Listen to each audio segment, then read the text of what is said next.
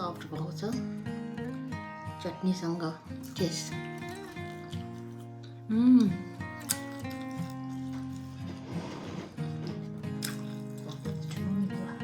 टमालो charter छ नि मिठो भएछ कस्तो मजाको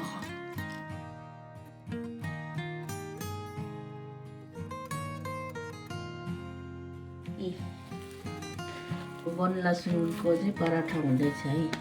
यो चाहिँ फेरि भित्र हालेको होइन मिक्स पराठा यसको चाहिँ पराठा बनाउनु हुँदैछ दिदीले आलु हालेर हो त्यसमा यो मात्रै त्यो मात्रै हो फेरि आलु तरकारी चाहिँ अलगै हो आमामा त्यो आज मात्रै देखेको थियो फेरि यो त लौक पराठा हो नि त्यो सँगै मुछेर यसरी पनि बनाएर खान सकिन्छ है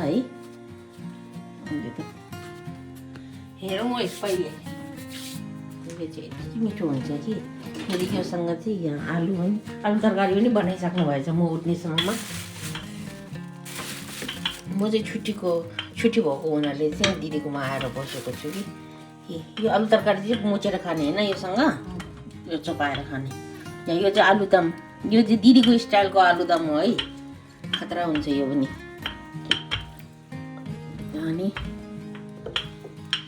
अचार चाहिँ यहाँ छ यसरी लाइन गरेर अहिले खाने बेला भएको छैन रहेछ त्यहाँदेखि 1 हप्ता भयो यो अचार हालेको 2 हप्तामा यो चाहिँ मिक्स अचार हो रहेछ किन क्यारोट मुला छ छैन क्यारोट फुलकोपी अनि अरू के छ हरियो चाहिँ के हो खोर्सानी बालकुनको खोर्सानी यो पोहोरको खोर्सानी हाल्नुभएको यसरी अब चाहिँ मेरो दिदीले बनाउनु हुँदैछ आज म चाहिँ क्यामराम्यान अब म चाहिँ भर्खर उठेको छु यो चाहिँ ब्रेकफास्टको लागि बनाएको यस्तो हुन्छ अब यसले जे बनाएर यो साग यो लसुनको सागले जे बनाएर खाँदा पनि हुन्छ के तेल हाल्नुभएको तोरीको तेल हो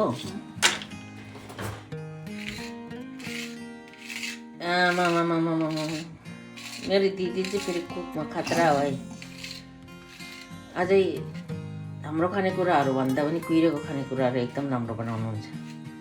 मलाई कुहिरेको खाना चाहिँ त्यति मन पर्दैन अनि बिरयानी हो गोलो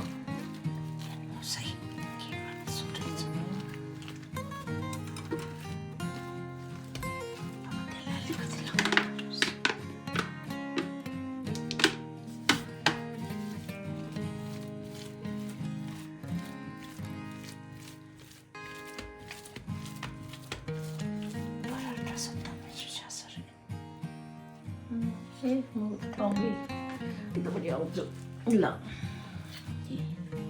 यो टाइपले काट्ने गोलो गरिसकेपछि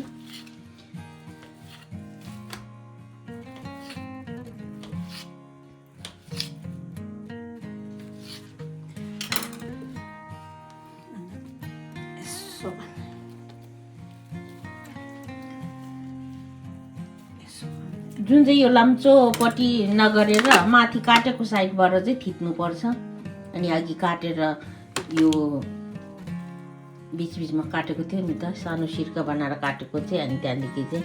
लच्छा पराठा जस्तो हुन्छ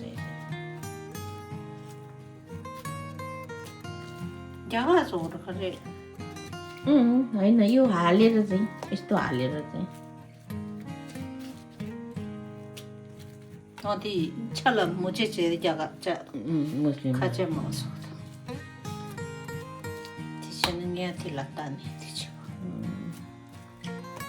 Sorry. अब यो चाहिँदैन केले गर्ने नि सानोलाई मैले त प्यारिसबाट ल्याएँ नि यस्तो हो र त्यो यस्तो टाइपमा सानो चाहिँ खाएको चाहिँ इन्डियाको चाहिँ इन्डियन पसलमा पाउँदो रहेछ नि होइन मलाई त हिसेले किनेर दियो उनीहरूसँग 2टा रहेछ अनि हो त्यो चाहिँ एउटा मलाई दिएर पठायो एउटा चाहिँ खोज्छु भन्दै थियो पायो कि पाएन किन्नु पर्यो कि न कोही दुईटा छ अरे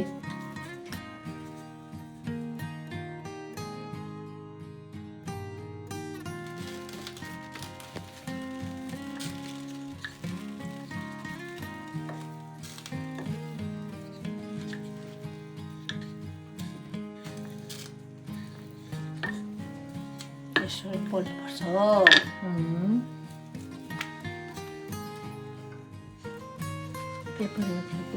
घिउ हाल्दै पोल्नुपर्छ अब त घिउ हाल्नु पर्दैन यसमा त माथिबाट तेल धेरै छ अब बेसी घिउ बिहान बिहान उनीहरूले त धेरै हाल्छ धुवा आउँछ नि घिउ फर्स्टमा हाल्यो भने फर्स्टमा हाल्नु हुँदैन यो उता डामिसकेपछि हाल्नु डामिसकेर अनि पल्टाएपछि अनि माथिबाट त्यो रोटी माथि मात्रै हाल्यो भने अनि धुवा चाहिँ आउँदैन मैले चाहिँ त्यस्तो गर्छ किनभने फर्स्टमै तावामा घिउ हाल्यो तेल हाल्यो भने चाहिँ धुवा पुरा हुन्छ कि खिच्ने अब पल्टाइ हाल्नुहोस् त्यो नत्र कक्रा हुन्छ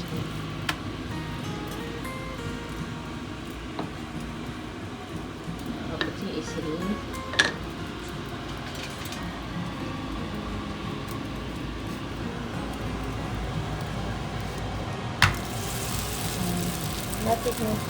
माथिबाट दुध ब्रुस छैन त अब त्यो चाहिँ यसरी हाल्ने घी हो यो चाहिँ यसरी आफैले बनाएको घी अनि यो पराठामा चाहिँ यसरी हालेपछि यसरी तेल गरिदिनु च्याउको माउन्ट आएछ अरे मारे यतिले नै ठिक छ नि यति अझै मैले त थोरै पो देखिरहेको म हाल्यो भने त योभन्दा धेरै हाल्छ अब फेरि माथिबाट घिउ तपाईँले गर्नुहुन्छ अनि त्यहाँदेखि मिठो हुन्छ थोरै हाल्छ तिमीले योभन्दा मेरो धेरै भयो है मारे गुरुङ दि ए मैले योभन्दा धेरै हाल्छ धेरै तर ठिकै छ नि अब यस्तो दामी हुन्छ कि खानुमा है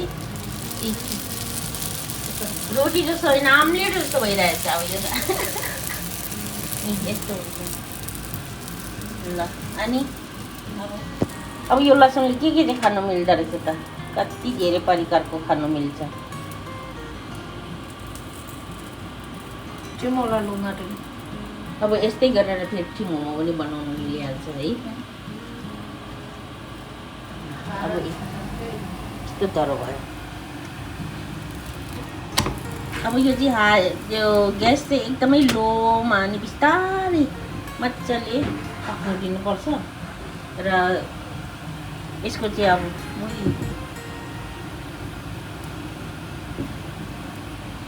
अनि रोटी आलु तरकारी खासमा यसमा आलु तरकारी चाहिँदैन किन दुःख गर्नुभयो नत्र भने एउटा चटनी भयो भने हुन्थ्यो तपाईँकोमा धनियाँ फ्रेस रहेछ नि होइन धनियाँ फ्रेस रहेछ गोलबेराको चटनी एउटा भयो भने मजाको हुन्थ्यो गोलबेरा चटनी दुःख मोमो चटनी त्यो भयो अब चाहिँ खङ लाग्दो भयो पराठा डाउ शिक्छ मारे खाँचै हुन्छ पे पर्दैन जे भए पनि हुन्छ यो सफ्ट भयो भने भइहाल्यो नि यति मिठो हुन्छ यो सब त हेरको अबे छोरा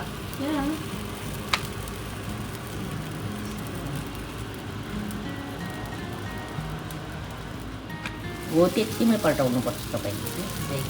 अनि त्यहाँदेखि घिउ थोरै अलिक धेरै भएछ अलि हात दालेको मात्रै जस्तो गर्नुभयो भने ठिक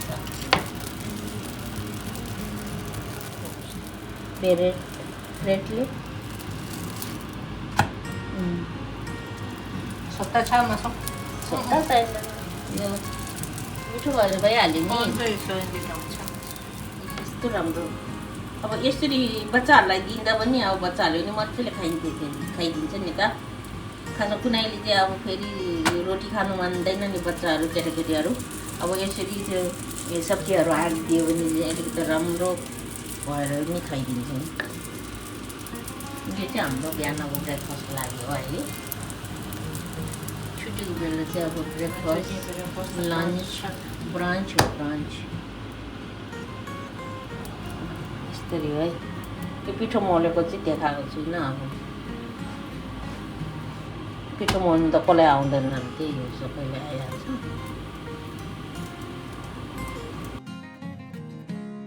अब चाहिँ हाम्रो खाना रेडी भइसकेको छ यहाँ आलु हालिँदैछ अन्डा आलु अनि यहाँ छ टमाटरको चटनी यो टमाटरको चटनी चाहिँ रेस रहेछ धनियाँ हालेको धनियाँ हमारा मीन्स पुदिना हालेको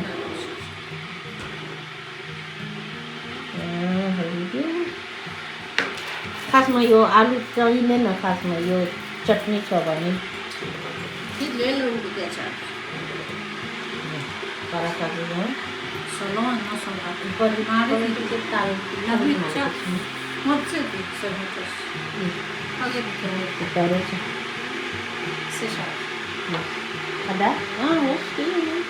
अब चाहिँ हाम्रो खाना चाहिँ रेडी भयो है मैले रोटी एउटा हालेँ अनि दम आलु अनि अन्डा अनि चटनी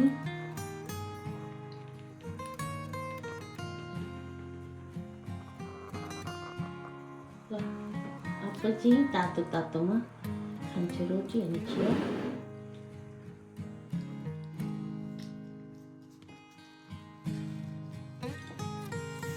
सफ्ट भएको छ चटनीसँग टेस्ट